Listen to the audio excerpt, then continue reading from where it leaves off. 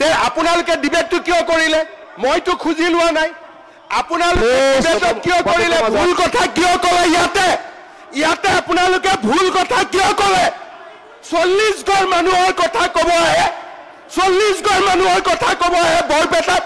শংকৰদেৱ মাধৱদেৱ থকা জেগাখিনিত 40 জন অসমীয়া আছে আৰু সেইটো আপোনালোকে ক'ব খোজে মুখ খুলি নল'ব দেই মুখ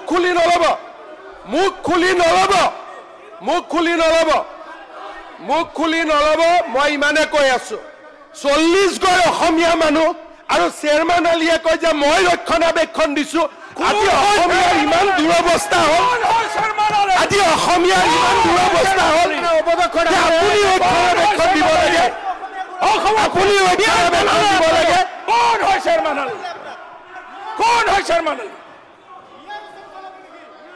আপোনালোকৰ মানুহৰ তাতে যিমান হিন্দু খেদিলে মানুহখিনিক লৈ আহক মই কৈ আছো শুনি যাওক ক'ব কিয় নিদিয়ে ডাটাটো আপোনালোকে বহিলেহে মই ক'ব পাৰো আপোনালোকে যদি নবহে মই ক'ৰ পৰা ক'ম আপোনালোকক মই ক'লো নে নাই যে পুলিং বুথ ৱাইজ আৰে মই আপোনালোকক ক'লো নাই যে মই পুলিং বুথ ৱাইজ ডাটা দিব গৈ আছো এনেকুৱাকে ক'লে এনেকুৱাকে ডমিনেট কৰিলে হাউচটো ডমিনেট হ'ব এনেকুৱাকে হাউচটো যদি ডমিনেট কৰিব ক'বলৈ হ'ব কৈছে বেয়া message I have given ample time এনেকে আপুনি কৰিব নোৱাৰে এম্পল টাইম না শুনক এটা নতুন টেন্ডেন্সি এটা হৈছে আমাৰ মুখৰ আপোনালোকে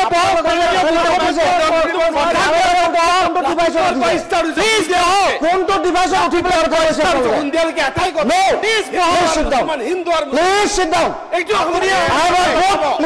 মুখৰ মাত বন্ধ কৰিব নোৱাৰে অসমত হিন্দু মুছলমানতকৈ ডাঙৰ বাৰ্নিং টপিক একোৱেই নাই যুদ্ধখন লগাই কৰিব হিন্দু আৰু মুছলমানৰ মাজত অসমত ডিবেট এটা হ'বই লাগিব এটাটো মই ৰিকুৱেষ্ট কৰিম ডিছকুৱালিফিকেশ্যন মুখ্যমন্ত্ৰীয়ে অসমত কাজিয়া লগাবই লাগিব Akhil Gogoi you are suspended for 10 minutes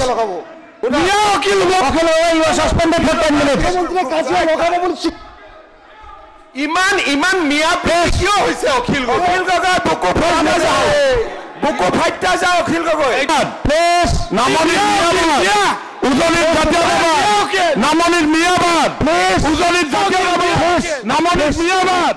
আরে আপোনাৰ কি আপুনি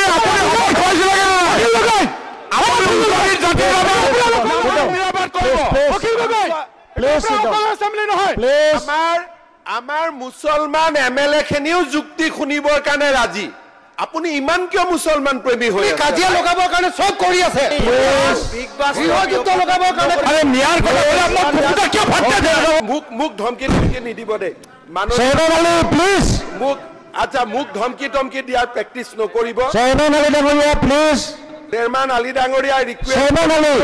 না আপুনি সরকার না ঘাটকা গটিকে আপনি বেশি কথা নকয় বহি থাকক chairman Ali you are suspended for 10 minutes আপনার মিয়া মুসলমানেও না মানে আপনি ঘর কাও না ঘাট কাও নহয় তো আপনালকে জানে মই তো ইয়াত বহি থাকিম রাতি 2টা লৈকে 2টা বজাত যেতিয়া কোনো হলে মই ইয়াত কৈ থৈ যাম আমাক কিমান দেৰি হলো আমাক উত্তৰ লাগে আৰু মই কথাখিনি অসমৰ ভৱিষ্যতৰ কাৰণে কৈ আছো গটিকে মই ইয়াত ৰেকৰ্ড কৰাইহে যাম আৰু ৰাতি 2টাত যদি অকলে ইয়াত কৈ থাকিব লাগে মই অকলে কম এইটো কথা ঠিক যে আমাৰ ৰাজ্যখনৰ যেটো ডেমোগ্ৰাফি চেঞ্জ সেইটো এটা অত্যন্ত জটিল অৱস্থালৈ ৰূপান্তৰিত হৈছে আজি যদি আমি চাব যাওঁ 2011 চনৰ যেটো অফিচিয়েল সেন্সাস সেই অফিচিয়েল সেন্সাসত অসমত জনসংখ্যা হৈছে 3,12,05,576 আৰু এই জনসংখ্যাৰ ফিগাৰটো যদি আমি চাব যাওঁ হিন্দুৰ সংখ্যা 1,91,80,779 যদি আমি মুছলমানৰ জনসংখ্যা চাব যাওঁ 1,06,79,345 খ্ৰীষ্টিয়ান যদি জনসংখ্যা চাব যাওঁ 11,65,867 শিখ 20,672 বুদ্ধি 54,000 জৈন 25,000 আদাৰ্ছ 27,000 নন ৰিভিল 50,000 অৰ্থাৎ 2011 সেন্সাছত হিন্দু জনসংখ্যা 61% 61.47 আৰু মুছলিম জনসংখ্যা হ'ল 34.22 তাৰমানে নিয়াৰলি 35%। যদি হিন্দু আৰু মুছলমানৰ মাজত আমি যদি জনসংখ্যাটো বিশ্লেষণ কৰোঁ তেতিয়াহ'লে আমি দেখা পাওঁ যে এতিয়া এইটো 65-35 নহয়, it is between 61 and 35. This is as per census of 2011. আৰু 2011 censusত যেতিয়া এইটো ফিগাৰ দেখা যায় তেতিয়াহ'লে 2021ৰ সেন্সাছত এই ফিগাৰটো কেনেকুৱা হ'ব এই কথাটো আমি নিশ্চয় দেখা পাব পাৰোঁ। এতিয়া প্ৰথম কথাটো হ'ল যে স্বাধীনতাৰ আৰম্ভণিতে মুছলিম পপুলেশ্যন কিমান আছিল? স্বাধীনতাৰ আৰম্ভণিতে আছিল মুছলিম পপুলেশ্যন 22% আৰু 22% 1991-51 আছিল 24.68, 1971 24.56, 1991 28.43, 2001 30.9 আৰু 2011 34.22। আটাইতকৈ সমসাময়িক সময়ত 1ৰ পৰা 11ৰ ভিতৰতে পপুলেশ্যন আটাইতকৈ বাঢ়িছে। I am quoting official census. যিটো সময়ত কৈ আছে শিক্ষিত মানুহে সন্তান জন্ম দিয়া কমাইছে সেই পিৰিয়ডটোতে মুছলমান জনসংখ্যা আটাইতকৈ বেছি বৃদ্ধি হৈছে 2001 to 11 আৰু 11 to 2021 আমাৰ হাতত ডেটা নাই, কিন্তু প্ৰত্যেক সেন্সাছত আমি দেখা পাই আছো যে 3 to 4% মুছলিম জনসংখ্যা বাঢ়ি বাঢ়ি গৈ আছে।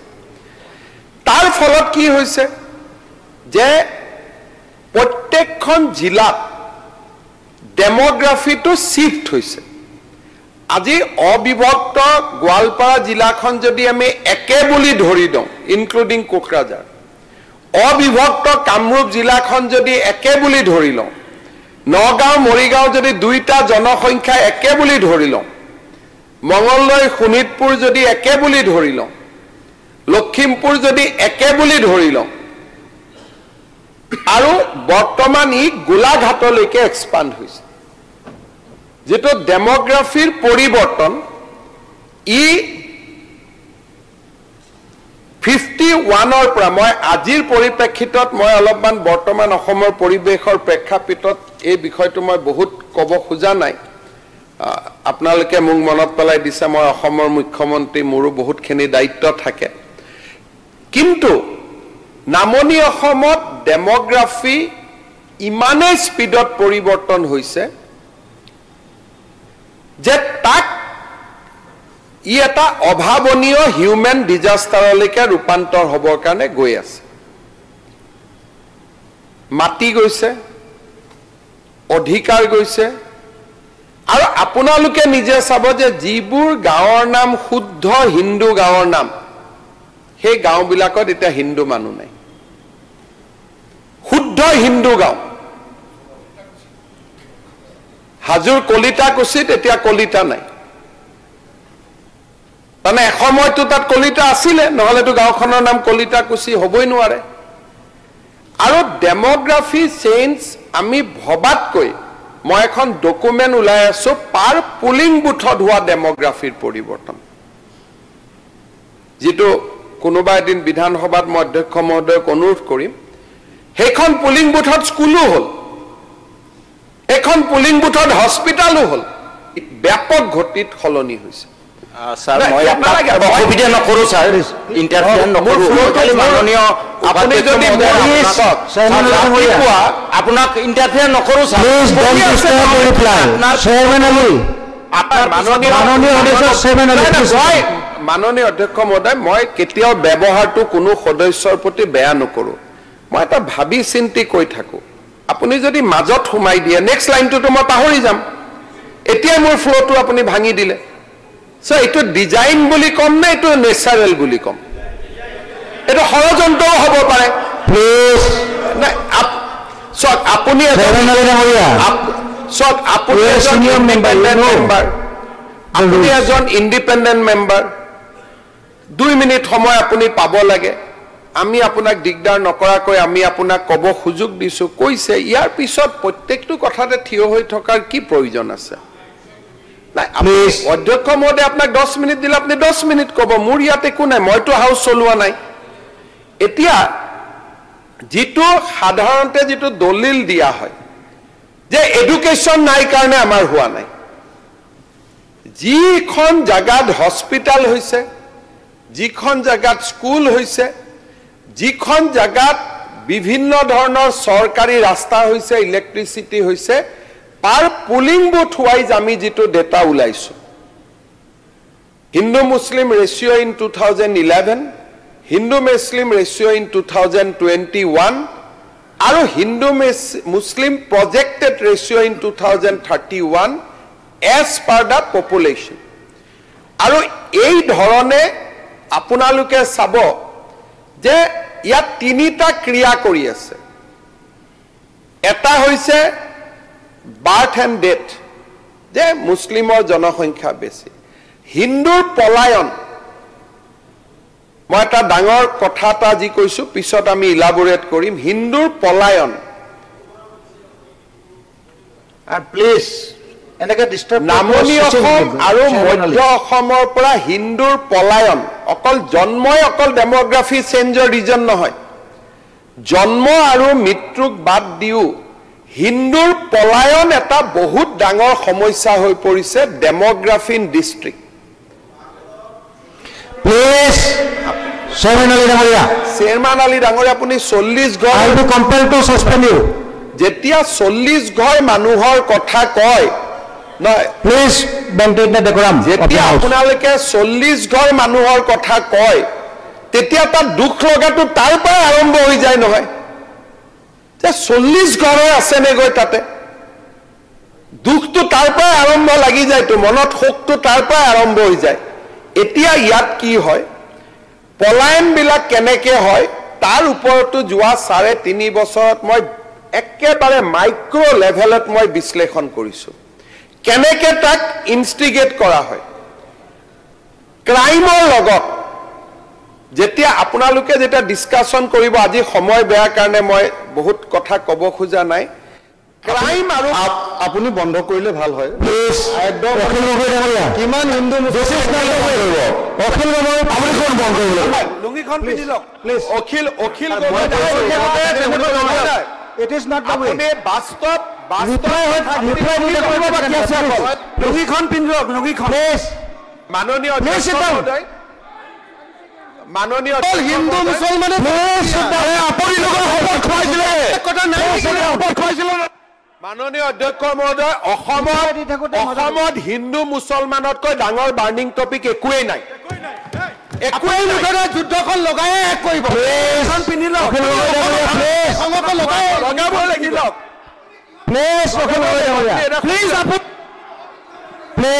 আপুনি মই কলো যে হিন্দু আৰু মুছলমানৰ মাজত অসমত ডিবেট এটা হ'বই লাগিব। আৰে আপোনাৰ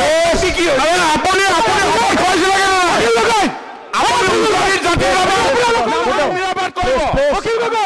এছেম্বলি নহয় আমাৰ মুছলমান এমএলএ খিনিও যুক্তি শুনিবৰ কাৰণে ৰাজি আপুনি ইমান কিয় মুছলমান প্ৰেমী হৈ কাজিয়া লগাবৰ কাৰণে চব কৰি আছে গৃহযুদ্ধ লগাবৰ কাৰণে মাননীয় অধ্যক্ষ মহোদয় মই এটা হাল্লা কৰি থাকিলে মই টাইম নিদিওঁ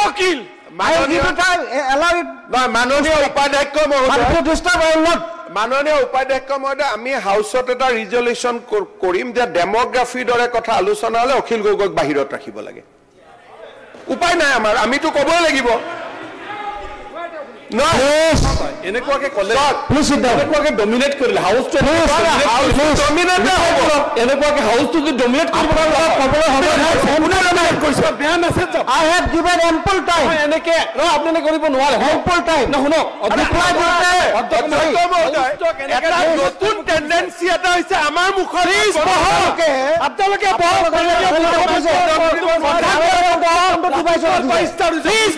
কোনটো ডিভাইচত উঠি পেলাই কৰিছে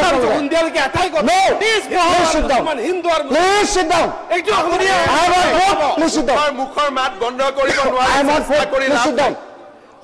কথাখিনি শুনি লওক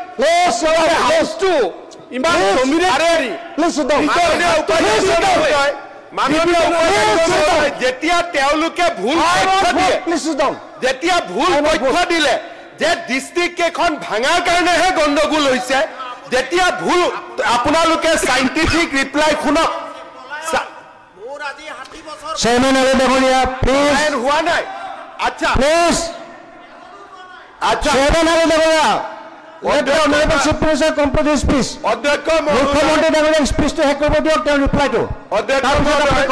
এটাটো মই ৰিকুৱেষ্ট কৰিম ডিছকুৱালিফিকেশ্যন মুখ্যমন্ত্ৰীয়ে অসমত কাজিয়া লগাবই লাগিব Akhil Gogoi you are suspended for 10 minutes Akhil Gogoi you are suspended for 10 minutes কাজিয়া লগাব বুলি ইমান মিয়া কিয় হৈছে অখিল গগৈ বুকু ফাইটা যায় অখিল গগৈ প্লিজ উজনিত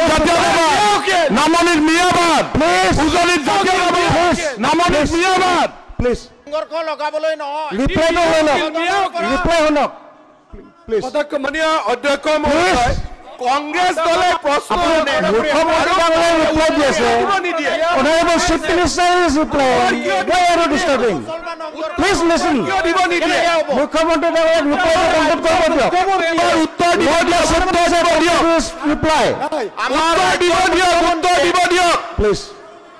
আরে উত্তর দিম রাতে 2টা বজাত মই উত্তর দিম মই দিমেই উত্তর রাতে 2টা হলে উত্তর দিম হিন্দু মুসলমানৰ কি কৰে কৰিব মই বহি আছো 2টা হলে আপোনালোকে কি কৰিছে মই একো শুনা নাই মই কি কৈছো আপোনালোকে প্লিজ শব্দ উপাধ্যক্ষ ডাঙৰীয়া আপুনি অখিল গগৈ ডাঙৰীয়া কোলাইছিলে ইপিনে সাংঘাতিক মিয়া বুলি গালি পদক্ষেপে নলয় অধ্যক্ষ মহোদয় বিজয় মহোদয় প্লিজ মিয়াটো কিবা দিয়া শব্দ নেকি সন্মানীয়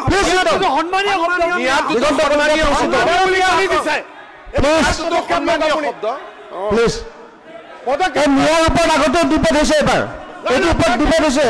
প্লিজ সিট ডাউন মিয়াটোতো বিধান ওপৰত ডিবেট হৈছে প্লিজ সিট ডাউন চেয়াৰমেন আৰু ডাঙৰীয়া নিজে মিয়াৰ ওপৰত বক্তব্য দিছিলে আপুনি এইটো কৰি ভাল পায় বুলি কৈছিলে বহক প্লিজ মিয়া বুলি ক'লে বুকু ফাইটা যায় মাননীয় অধ্যক্ষ মহোদয় প্লিজ আপোনালোকে মুখ্যমন্ত্ৰীৰ উত্তৰ শুনিব নোখোজে ডিবেট নকৰিব তে আপোনালোকে ডিবেটটো কিয় কৰিলে মইতো খুজি লোৱা নাই আপোনালোকে ডিবেটত কিয় কৰিলে ভুল কথা কিয় ক'লে ইয়াতে আপোনালোকে ভুল কথা কিয় ক'লে 40 ঘৰ মানুহৰ কথা ক'ব আহে 40 ঘৰ মানুহৰ কথা ক'ব আহে বৰপেটাত শংকৰদেৱ মাধৱদেৱ থকা জেগাখিনিত 40 জন অসমীয়া আছে আৰু সেইটো আপোনালোকে ক'ব খোজে মুখ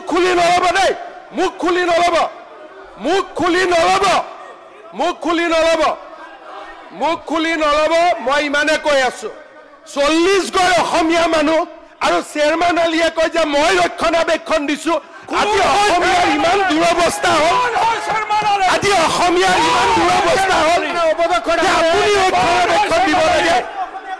আপুনি দিব লাগে কোন হয় চেয়াৰমেন আলী কোন হয় চেয়াৰমেন আলী আপোনালোকৰ মানুহৰ তাতে যিমান হিন্দু খেদিলে মানুহখিনিক লৈ আহক মই কৈ আছো শুনি যাওক কব কিয় নিদিয়ে ডাটাটো আপোনালোকে বহিলেহে মই কব পাৰো আপোনালোকে যদি নবহে মই কৰ পৰা কম আপোনালোকক মই কলো নে নাই যে পুলিং বুথ বহিব দিছো pulling booth wise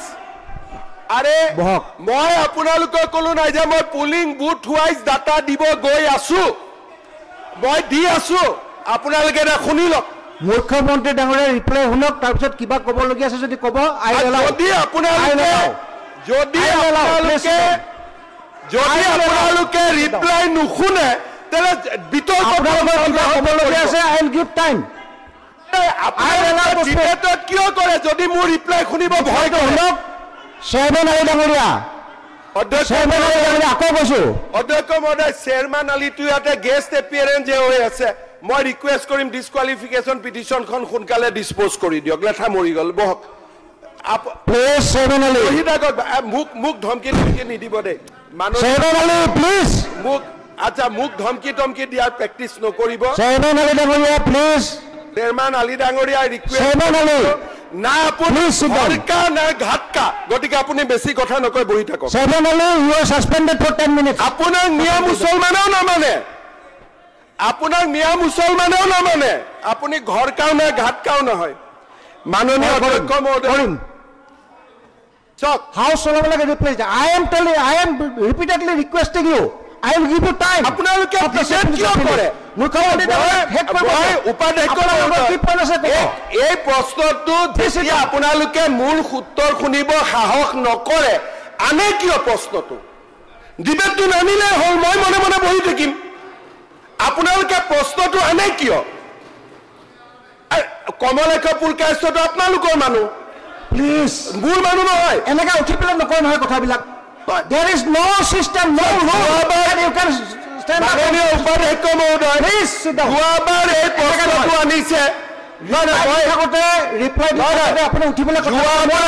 There is no rule. উপাধ্যক্ষ মহোদয় যোৱাবাৰ এইটো প্ৰশ্ন আনিছিলে এই বিধায়কগৰাকী নিজে কি নাম এই যে চেয়াৰমেন আলী যোৱাবাৰ কোনে আনিলে এইটো বিষয় চেয়াৰমেন আলী আনিলে এইবাৰ আনিলে কমলেশ পুৰকায়স্থই যি কলে তাত চেয়াৰমেন আলীয়ে কিয় ক'ব লাগিছিলে তাত আব্দুল ৰহিমে কিয় ক'ব লাগিছিল যদি মুখ্যমন্ত্ৰী ৰিপ্লাইটো নুশুনে তাই সঁচা কথা প্লিজ আৰে আচ্ছা মই নহয় মোৰ ৰিপ্লাইটো আপোনালোকে কৈ দিব নেকি মই কি ক'ম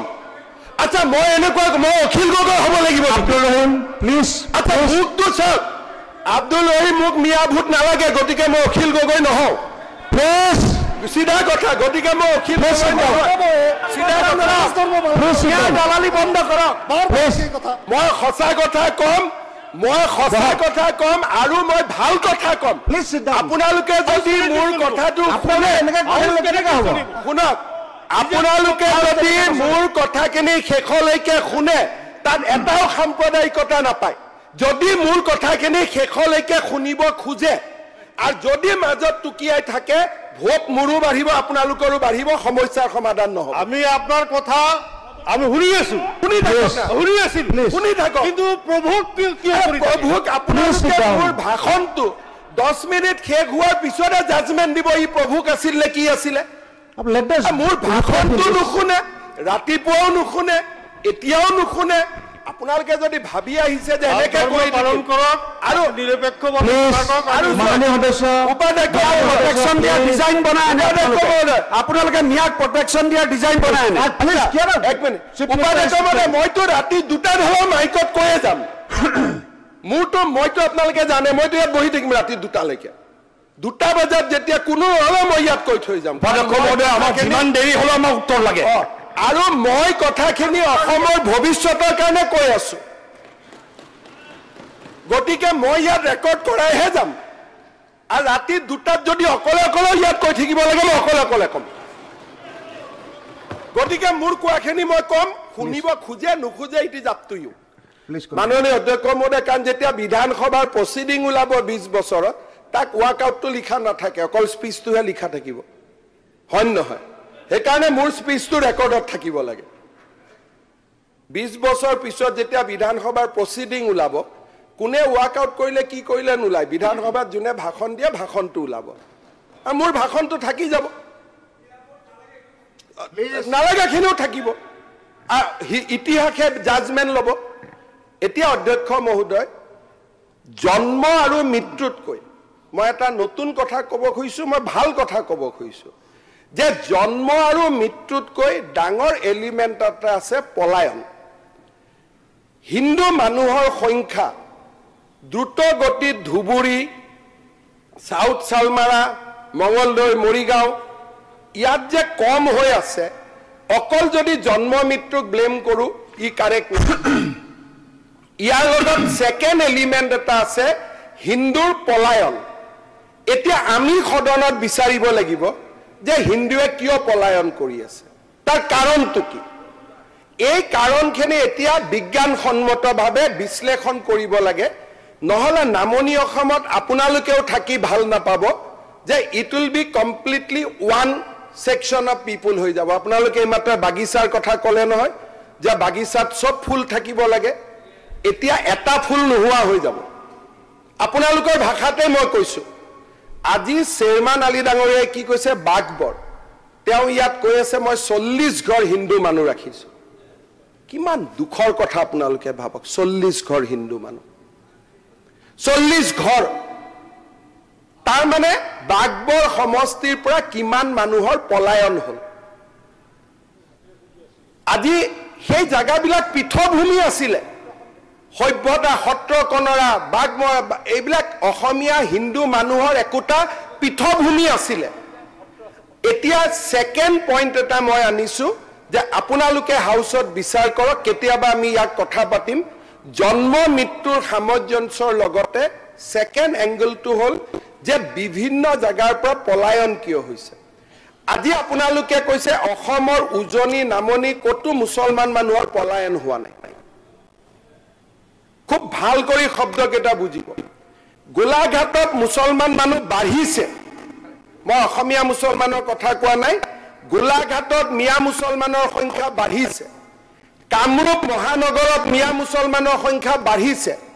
ডিব্ৰুগড়ত মিয়া মুছলমানৰ সংখ্যা বাঢ়িছে লখিমপুৰত মিয়া মুছলমানৰ সংখ্যা বাঢ়িছে